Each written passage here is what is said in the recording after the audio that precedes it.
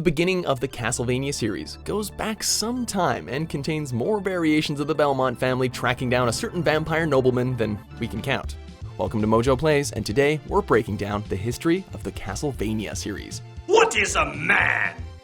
A miserable little pile of secrets! Before we begin, be sure to subscribe to MojoPlays and click on the links in the description to vote on upcoming content.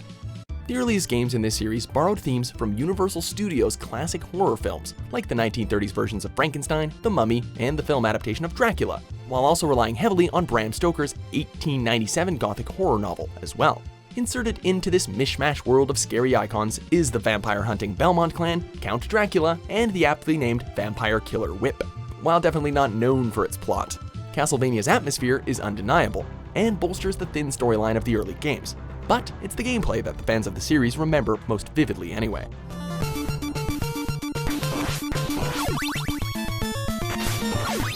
Developed by Konami, the first Castlevania was released in Japan in September of 1986. Like the first three games in the series, it was directed by Hitoshi Akamatsu and released in phases worldwide.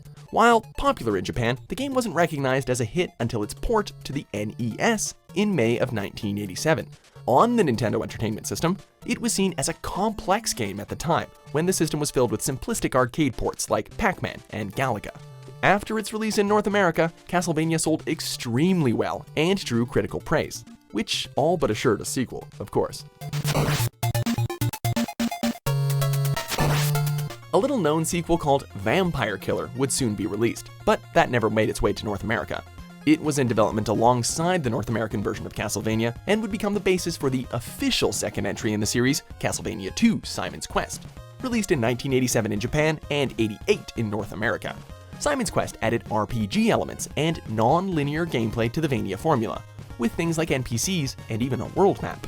As you could probably gather through the title, the hero of the first game was back, and this time around he sought to undo a curse placed on him by Dracula in a quest similar to the original entry. The gameplay changes were very well received at the time, and in retrospect were the building blocks to what would become the Metroidvania style. With the NES release of Simon's Quest in 1988, Castlevania had gone mainstream, getting a line of merchandise and seeing Simon grace the cover of Nintendo Power.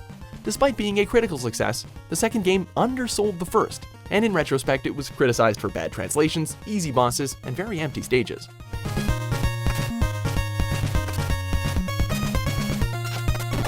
Fans clamored for a Vania game more in the style of the first, and that's what they got in Castlevania III: Dracula's Curse. Released in Japan in 1989 and North America in 1990, the gameplay was more straightforward with less RPG elements, but it retained the non-linear quest line of the second game. As a prequel to the first Vania game, Dracula's Curse saw Belmont replaced by his ancestor, Trevor Belmont, and with the aid of 3 assistant characters, Dracula was once again the main target. The game was a critical and commercial success just like the first two, and fan-favorite director Koji Igarashi cited Dracula's Curse as his first Castlevania game. With the jump from 8 to 16-bit in 1991, Castlevania IV went back to more direct, linear gameplay. New director Masahiro Ueno was such a fan of the first game that he wanted a soft remake for the SNES, while making it a bit more accessible to newcomers. Simon was back to hunt down his new nemesis, but his abilities were drastically improved this time, as were the controls.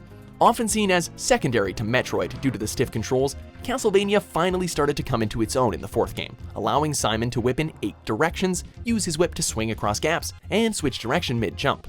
Like its predecessors, the game was highly praised and sold well, seen by critics as the perfect balance of Vania gameplay. The early 90s saw 2 other Castlevania games released on the Sega Genesis and PC engine, the Japanese equivalent of the TurboGrafx-16. Castlevania Rondo of Blood was released exclusively in Japan on the PC engine, and that set the stage for Symphony of the Night 4 years earlier by pushing innovation and thinking outside the box. Thus, Igarashi called it a landmark in the series because it implemented mechanics like the item crash, and also reintroduced exploration back into the mix. While Bloodlines on the Genesis, despite being successful, did a little to advance the series other than keep the Castlevania game alive heading into the mid-90s, there was talk of a truly special Vania game coming down the pipe.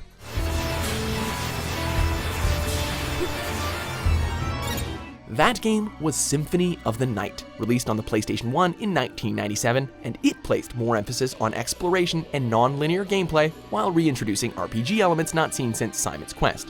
In fact, its newfound emphasis on exploration and non-linearity drew inevitable comparisons to Metroid once again and helped solidify what would become the Metroidvania genre, since players took control of Alucard, Dracula's son, and not a member of the Belmont family. Symphony's plotline was seen as a side story in the franchise, which allowed the team to reinvent what they saw as stale.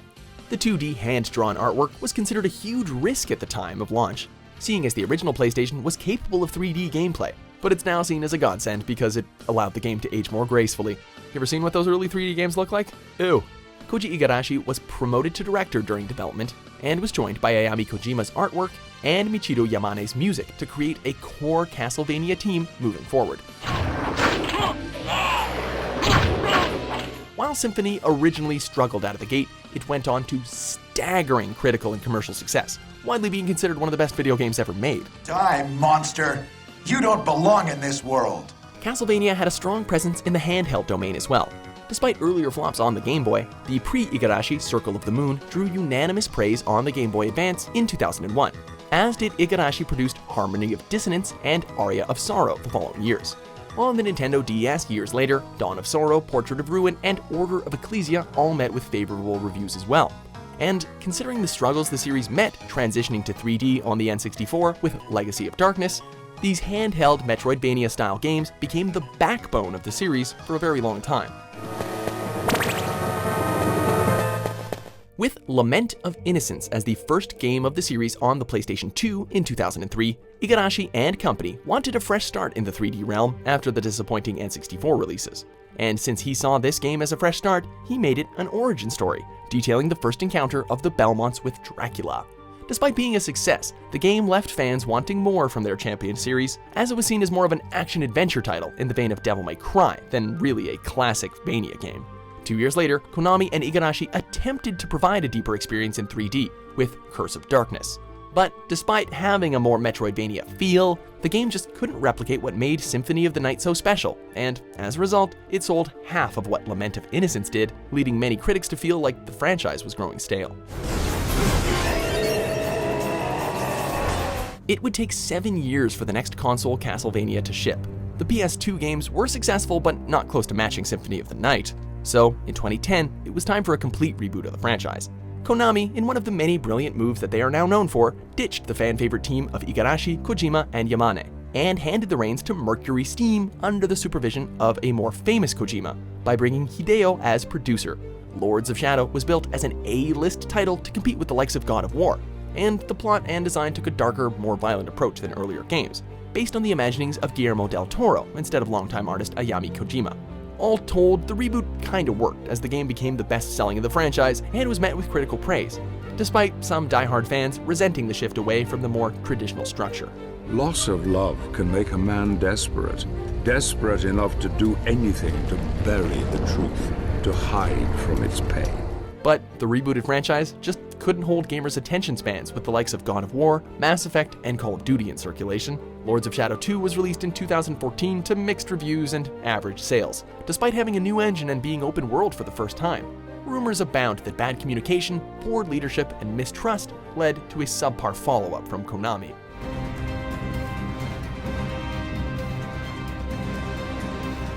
With Castlevania having gone out with a bit of a whimper instead of a bang, fans would no doubt love to see the game back on consoles to prove its worth. Sadly for now, the only game we're likely to get for some time is a multiplayer, mobile game, Grimoire of Souls, coming to iOS in late 2018. Fortunately, all is not lost for the franchise, thanks to a successful animated series on Netflix, and a second series already in the works and set for release in 2018. Castlevania still lives. Your words are as empty as your soul. Mankind ill needs a savior such as you. Thanks for watching MojoPlays. Be sure to subscribe and click on the link in the description below to check out our suggestion page and vote on what content you'd like to see us cover next.